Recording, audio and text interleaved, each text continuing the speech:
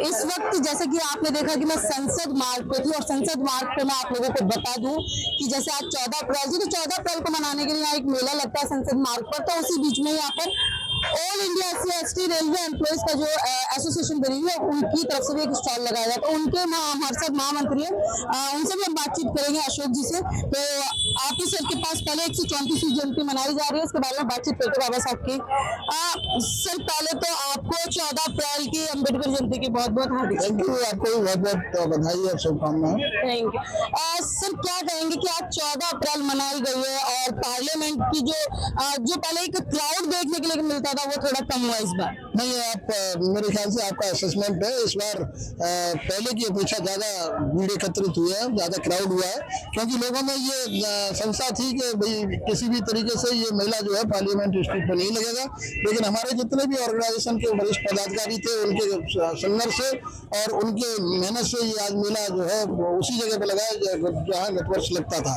और उसी क्रम में पूरे दिल्ली के आसपास के जितने भी लोग हैं आज बाबा साहब डॉक्टर भीमराव अम्बेडकर को अपनी पुष्पांजलि अर्पित करने के लिए यहाँ पार्लियामेंट स्ट्रीट पर इकट्ठे हुए, जो बहुत सारे लोग अंदर पार्लियामेंट में भी गए हैं। और ये भी रीजन रहा है इसका कि जो बाबा साहब डॉक्टर भीमराव अम्बेडकर की जो प्रतिमा एक स्थान पर लगी हुई थी जहाँ पर लाखों लोग एकत्रित होते थे, आज अनंत स्थान पर स्थापित कर दी गई है, जिसकी वजह से लोगों में उत्साह था और कि बाबा साहब की स्टेचू कहाँ पर लगाई गई है ये भी देखा जाए पुष्पांजलि के साथ साथ। तो जो लोग पिछली बार नहीं आते थे पार्लियामेंट स्ट्रीट में वो इस कारण भी आए हैं कि ये देखा जाए कि बाबा साहब की स्टेचू कहाँ पर लगाई गई है। तो मैं समझता हूँ कि लोग भारी संख्या में, लाखों की संख्या में लेकिन लोगों का ये भी कहना है कि जो पार्लियामेंट पर बाबा साहब की स्टैचू लगी थी वो बैक साइड में लगा दी है और कहीं ना कहीं एक हमें लंबा सफर करके यानी कि पैदल लंबा जाना पड़ रहा है, जिसकी वजह से हमें थोड़ी दिक्कतें आ रही है। जी हाँ, ये निश्चित रूप से पहले बाबा साहब की स्टैचू गेट के बिल्कुल जहाँ से पब्लिक की एंट्री होती थी वहीं लगी होती थी और जहाँ पर हजारों लोग एक साथ में एकत्रित होते थे। प्रधानमंत्री या देश के राष्ट्रपति पुष्पांजलि और माल्यार्पण करते थे। उसके बाद में जो पब्लिक यहाँ पर एकत्रित होती थी वो माल्यार्पण करती थी। लेकिन एक अलग स्थान पर इसको एक ऐसी जगह लगा दिया जहाँ भीड़ इकट्ठी नहीं हो सकती। लेकिन आज वहाँ भी देश के माननीय राष्ट्रपति जी ने और माननीय प्रधानमंत्री जी ने पुष्पांजलि मतलब माल्यार्पण किया है। और उसके बाद में जितने भी लोग यहाँ पर एकत्रित हुए अधिक से अधिक संख्या में वो लोग पार्लियामेंट में गए बाबा साहब को माल्यार्पण करने के लिए। और यही भी जैसे मैंने बताया ये भी रीजन था कि वो ये भी देखना चाहते थे कि बाबा साहब की स्टेचू कहाँ पर लगाई गई है। लेकिन अक्सर लोग कहते हैं कि बाबा साहब के हम अनुयायी हैं, बाबा साहब की हम बात करते हैं, बुद्ध को मानते हैं, लेकिन लगातार अगर देखा जाए कि जब बाबा साहब का स्टैचू इधर लगातार दूसरी साइड कर दिया, उसके लिए एक आंदोलन भी हुआ था, लेकिन वो 1 या 2 बार आवाज उठी और फिर उसके बाद आवाज दब गई। तो उस पर क्या कहेंगे? ये हमारा दुर्भाग्य है कि वो आंदोलन आवाज दब गई है। लेकिन मैं तो ये मानता हूँ कि बाबा साहब डॉक्टर भीमराव अम्बेडकर के अनुयायी पूरे देश में बढ़ते जा रहे हैं। और आज की डेट में जो युवा शक्ति है, जो युवा लोग हैं, और मात्र वंचित समाज के या दलित समाज के नहीं, वो अन्य समाज के भी युवा लोग हैं जिन्होंने बाबा साहब डॉक्टर भीमराव अम्बेडकर को पढ़ा है। जो बाबा साहब डॉक्टर भीमराव अम्बेडकर को पढ़ने के बाद में उन पर रिसर्च और शोध कर रहे हैं, वो भी बहुत सारे एकत्रित हो रहे हैं। तो मूर्ति कहीं भी लगा दी जाए, मूर्ति कहीं पर भी हो, लेकिन बाबा साहब डॉक्टर भीमराव अम्बेडकर के अनुयायी बढ़ते रहेंगे। और जब तक बढ़ते रहेंगे तो मैं समझता हूँ कि बाबा साहब अम्बेडकर को सिर्फ देश में ही नहीं विदेशों में भी आज की डेट में जो उनकी मतलब जयंती मनाई जा रही है, उनको याद किया जा रहा है, उनके किए हुए पार्लियामेंट में बाबा साहब के जय भीम के नारे लगते हैं, लेकिन जब यहाँ पर जय भीम का नारा कोई बोलता है या जय भीम बोलता है तो जातिवाद देखा जाता है। तो निश्चित रूप से बाबा साहब डॉक्टर भीमराव अम्बेडकर को मानने वाले जो लोग हैं वो किसी भी देश में होंगे, किसी भी देश की पार्लियामेंट में होंगे, तो बाबा साहब डॉक्टर भीमराव अम्बेडकर के बारे में नारे लगाएंगे, जय भीम बोलेंगे। और यहाँ की भी पार्लियामेंट में आपने देखा होगा जब ये सांसद लोग चुन के आए थे तो अधिकतर सांसदों ने जो बाबा साहब डॉक्टर भीमराव अम्बेडकर के संविधान को मानने वाले जितने भी सांसद थे उन्होंने जय भीम के साथ ही अपना शपथ ग्रहण किया था। कभी राहुल गांधी नहीं बोलते, उन्होंने भी जय भीम बोला था। देखिए राहुल गांधी ने जय भीम बोला या नहीं बोला, लेकिन आज ये मजबूरी हो गई है अन्यता की कि जब तक बाबा साहब डॉक्टर भीमराव अम्बेडकर का नाम नहीं लेंगे, जब तक जय भीम नहीं बोलेंगे, इस देश की जनता उनको लाइक नहीं करेगी। चलिए आप बात करते हैं हमारे साथ प्रताप जी भी है, तो इनसे भी थोड़ा सा पूछ लेते हैं, ये रेलवे के एम्प्लॉय। हाँ सर, क्या कहेंगे जो 14 अप्रैल मनाई गई इसको थोड़ा सा बताएंगे? देखिए मैडम, हर वर्ष की तरह इस वर्ष भी जो है बाबा साहब के लिए यहाँ पर संसद मार्ग पर स्टॉल लगाई गई है हमारी all India SC/ST employ association की तरफ से जो है। और वही मेला है जो पहले मेला था और इससे भी ज्यादा बढ़िया मेला है। पूछे मैडम। तो मतलब हर बार की तरीके से जैसे सर ने बताया कि क्राउड देखा गया, लेकिन इन लोगों को बड़ी दिक्कतें आई, तो इस पर क्या बताएंगे आप? मैडम क्राउड जो है ना कम नहीं था, क्राउड बहुत अच्छा था, क्योंकि आज जो है ना मैंने देखा कि सुबह मॉर्निंग से भीड़ ज्यादा स्टार्ट हुआ हमारे वहाँ। पहले क्या आते थे वो देर से दूर लेट से आते थे, लेकिन इस बार मॉर्निंग से ज्यादा लोग आए थे, इसलिए ज्यादा जल्दी आए जल्दी चले गए। क्राउड बहुत अच्छा रहा इस बार भी, संख्या बाबा साहब के अनुयायियों की लगातार बढ़ रही है, कम होने का तो सवाल ही पैदा नहीं होता। चलिए हमारे साथ रेलवे के एक और एम्प्लॉय हैं जिनका नाम है पदम सिंह जी, उनसे भी बातचीत करते हैं कि मतलब देखा जाए कि बाबा साहब की जयंती मनाने के लिए तमाम लोग आए हैं, लेकिन उन लोगों का कहना है कि बाबा साहब का जो स्टैचू इस साइड था उसे दूसरी तरफ शिफ्ट कर दिया, और जिससे हमें बड़ी मतलब दूर जाना पड़ता है पैदल चल के, और हम थक भी रहे हैं।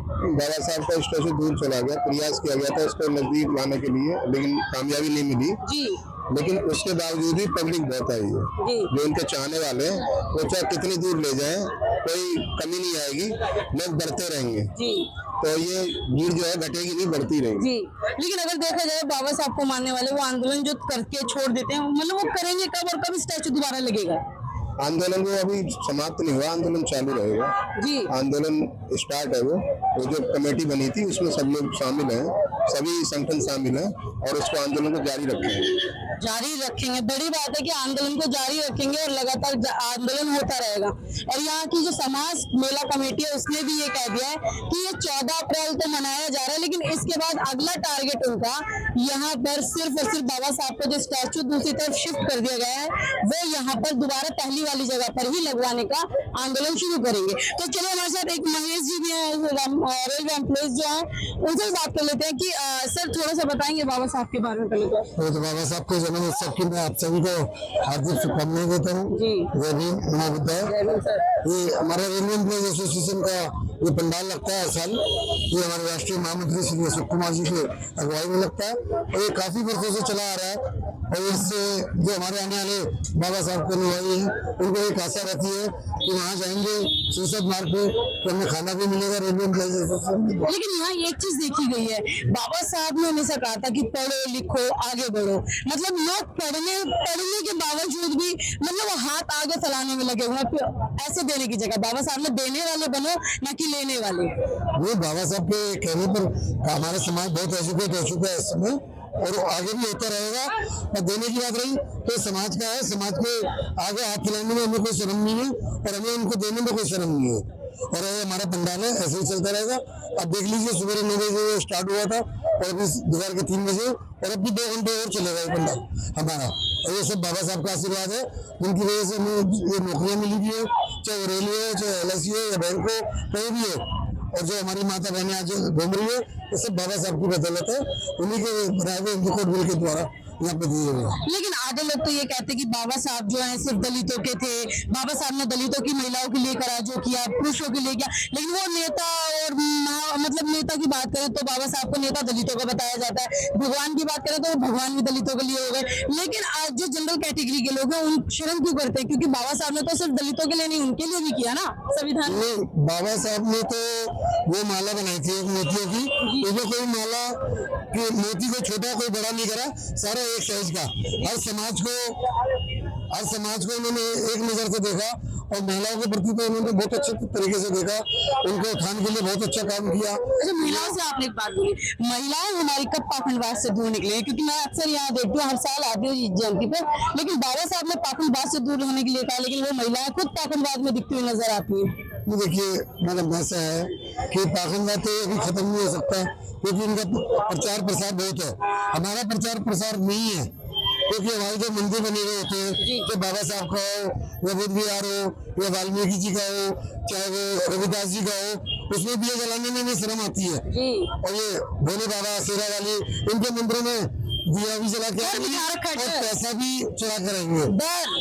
डर तो है बहुत ज्यादा डर है, पर अब बहुत ज्यादा कम होता जा रहा है। लेकिन मैं तो ये देखती पढ़े लिखे युवा सबसे ज्यादा उस डर के आ गए, क्योंकि वही अक्सर अब ज्यादातर मंदिरों में दिखाई देते हैं कि भगवान हमारी सैलरी बढ़ा दे, भगवान के मत्थे पैरों में झुकना, पैसे चढ़ाना, मैं जागरण करवाना, इस तरीके से बहुत सारे बोलते चीज। देखो कोई करे या न करे मैं तो अपनी जानता हूँ, जो जिस समाज से मैं जुड़ा हूँ, संस्था से जुड़ा हूँ, उस संस्था में आगे मैं भी पहले बाबा को, भगवान को उनको पूछता था। जब से मैं बाबा साहब के इस संस्था में आया हूँ और मैंने बाबा साहब के बारे में पढ़ा, तो मेरे एकदम आस्था इन लोगों से हट गई कि हमारे लोगों का क्या हाल था पहले। चलिए, बड़ी बात बोली है सर ने कि जब पहले वो इस संस्था में जब आए थे उस वक्त वो भी राम को, सीता को, लक्ष्मण को, हनुमान को मानते थे, लेकिन जब इस एसोसिएशन में आए, यहाँ पर आकर के उन्होंने देखा, बाबा साहब के बारे में जाना, बुद्ध के बारे में जाना, तो उन्होंने ऑटोमेटिकली अंधविश्वास को त्यागा और वो पाखंडवाद से मुक्त हुए और बुद्ध की शरण में आ गए। लेकिन सर चलते चलते क्या कहना चाहेंगे अपने समाज के लोगों को? मैं तो बाबा साहब के बारे में ही कहूँगा। बाबा साहब ने जो राजतंत्र था, राजशाही, वो खत्म किया कि अब रानी के पेट से राजा पैदा नहीं होगा, एक मटके से लोहे की पेटी है राजा पैदा होगा। एक सवाल खड़ा कर दिया आपने। बाबा साहब ने तो कहा था कि राजा पैदा नहीं होगा, समझ आता, लेकिन यहाँ तो वन नेशन वन इलेक्शन कर दिया गया। नहीं, इलेक्शन तो कराया, तो इलेक्शन से तो चुनाव तो नहीं, इलेक्शन ये चल रहा है कि वन नेशन वन इलेक्शन, ऐसा नहीं होगा। अभी देखिए बदलाव होगा, बहुत बदलाव होगा। अभी टाइम है कि बदलाव होगा। चलिए, इस पूरी वीडियो के बारे में आपकी क्या प्रतिक्रिया है मेरे को कमेंट बॉक्स में जरूर बताएं और वीडियो को ज्यादा से ज्यादा शेयर करें। और आज यहाँ पर 14 अप्रैल पे एक जन सैलाब सा निकला हुआ था, जबकि बाबा साहब का स्टैचू इस तरफ से दूसरी तरफ रख दिया गया, फिर भी लोगों में बाबा साहब को लेकर एक खुशी थी और 14 अप्रैल मनाने के लिए तमाम लोग सुबह से यहाँ आ रहे थे। और अभी भी आप यहाँ पर देखेंगे तो भीड़ लगी हुई है और 2:30 बजने वाले हैं, 2:30 या 3 बजे का टाइम हो रहा है, लेकिन भीड़ अभी भी यहाँ देखने के लिए है। तो चलिए, इस पूरी वीडियो के बारे में आपकी क्या प्रतिक्रिया मुझे कमेंट बॉक्स में जरूर बताएं। वीडियो को ज्यादा से ज्यादा शेयर करें। धन्यवाद।